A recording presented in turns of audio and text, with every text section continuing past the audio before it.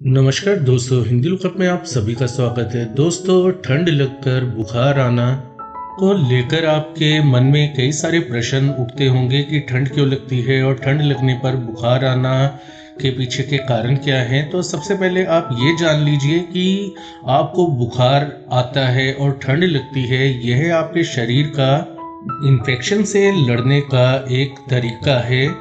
जब आपके रोग प्रतिरोधक तंत्र यानी इम्यून सिस्टम को इन्फेक्शन का पता चलता है, तो आपका इम्यून सिस्टम आपके दिमाग को सिग्नल भेजता है आपके बॉडी के टेम्परेचर को बढ़ाने के लिए, जिसके कारण आपका शरीर जो है कांपने लगता है हीट को बढ़ाने के लिए।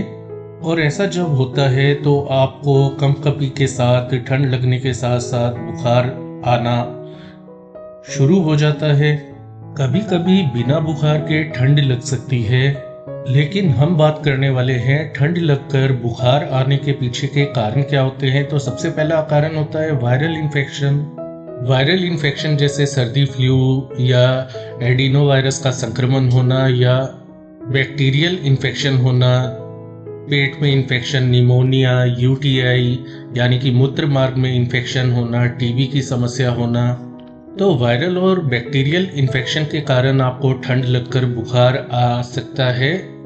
हर वायरस, हर बैक्टीरिया जो इन्फेक्शन करता है उसके लक्षण अलग अलग हो सकते हैं। क्योंकि हमारी चर्चा का विषय है ठंड लगकर बुखार क्यों आता है, तो हम उस पर ही चर्चा कर रहे हैं। इसके अलावा पैरासिटिक जो पैरासाइट होते हैं वो संक्रमण करते, जैसे मलेरिया के, डेंगू के परजीवी से संक्रमण होता है, तब भी आपको ठंड लगकर बुखार आता है। पहले ठंड लगती है, फिर तेज बुखार चढ़ता है। यदि किसी को गठिया की शिकायत है या सूजन संबंधी बीमारी है, तो भी ठंड लगकर बुखार आ सकता है। एलर्जी जिन लोगों को रहती है या जिन लोगों को एलर्जी हो जाए, किसी भी चीज़ से हो सकती है, तो उस केस में भी ठंड लगकर बुखार आ सकता है। यहाँ तक कि कुछ दवाइयों के सेवन करने से, जैसे कि एंटीबायोटिक कुछ होती हैं जिनसे कि ठंड लगकर बुखार आ सकता है। कुछ टीकाकरण जिनका होता है, कुछ वैक्सीन ऐसी होती हैं जिसके बाद में ठंड लगती है और बुखार आने की संभावना रहती है, जैसे कि एमएमआर वैक्सीन। इसके अलावा दोस्तों, कैंसर ऐसे होते हैं, कुछ प्रकार के कैंसर जो कि ठंड लगकर बुखार आने के लिए जिम्मेदार होते हैं।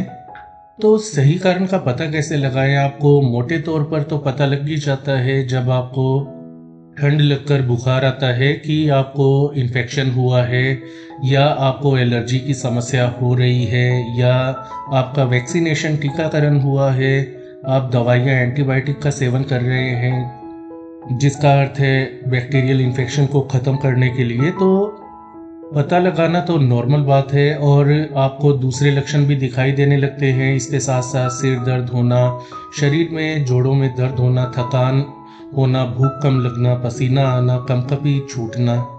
तो ऐसे में सही कारण का आपको पता लगा करके डॉक्टर से इलाज लेना होता है।